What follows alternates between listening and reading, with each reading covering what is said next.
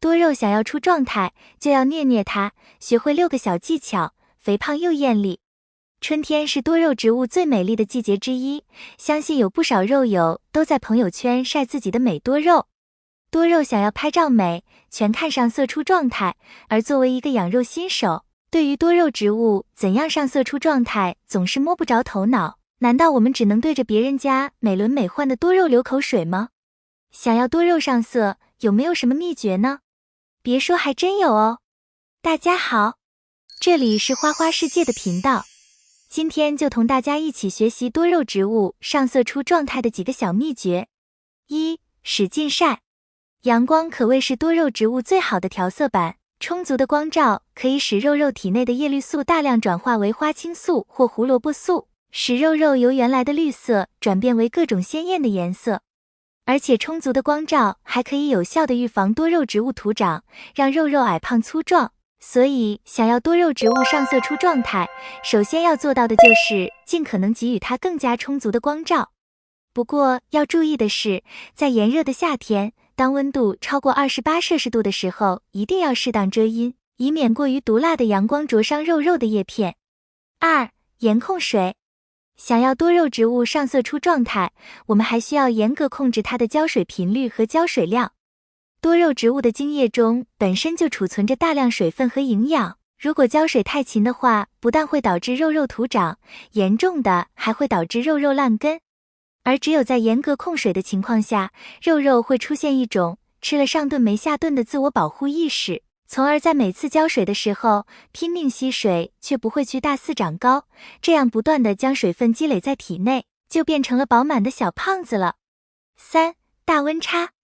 充足的光照可以使多肉植物上色，但在很多时候上的色并不纯净，因为很多时候多肉植物中的叶绿素还是会大量存在。当叶绿素与花青素或胡萝卜素同时存在的时候，肉表现出来的颜色通常都是发乌发暗的猪肝色，而并不是纯净鲜艳的糖果色或果冻色。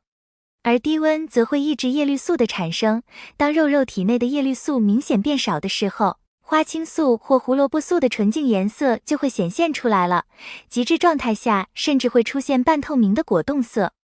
但是总是低温是比较容易影响多肉植物的生长的，所以夜间低温、白天常温的大温差环境才是既适合肉上色出状态，又不耽误它生长的最适宜的温度环境。4. 小花盆。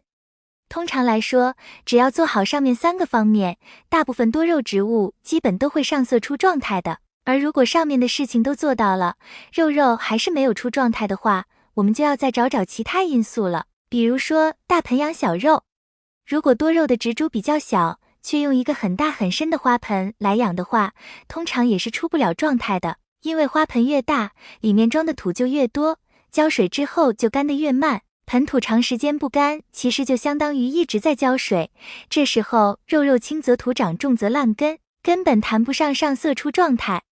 所以说，想要多肉植物上色出状态，就一定要用小花盆，当然也不能太小。通常来说，花盆的盆口与肉的最大冠幅差不多即可，盆身则与盆口的直径差不多即可。5. 颗粒土。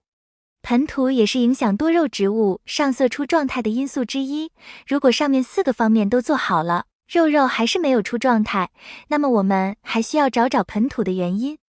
多肉植物并不像其他的普通花草一样可以使用原土，因为原土非常粘重，浇水之后要很长时间才能干，对于不喜水的多肉植物来说非常不适合。同样的，一些其他保水性比较强的植料都不适合养多肉，所以想要肉上色出状态，建议在盆土中添加适当颗粒土，通常用30%的泥炭或椰糠加上70%的颗粒来配置，让盆土有较强的透气性，这样就会更加容易控水，肉则更容易上色出状态。6. 多通风。多肉植物想要上色出状态，还需要通风良好的环境。如果通风不好，浇水之后盆土同样会干得很慢，导致多肉植物徒长变绿，难以上色。而且通风不良的环境很容易造成局部闷湿，从而导致多肉出现病虫害。所以我们需要让多肉所处的环境多通风，让肉更加健康，更容易上色出状态。结语：想要多肉植物出状态，就需要虐虐它。6个上色小技巧，肉肉肥胖又艳丽。以上就是今天分享的内容，希望能对新手朋友提供一点参考和帮助。由于水平有限，难免会出现错误疏漏之处，还请大家在评论区批评指正。你觉得哪一种多肉最容易出状态？欢迎评论区留言。如果你喜欢我的内容，记得点赞、订阅，并帮花花转发。感谢你的观看，感谢粉丝一直以来的喜欢和支持，我们下期见。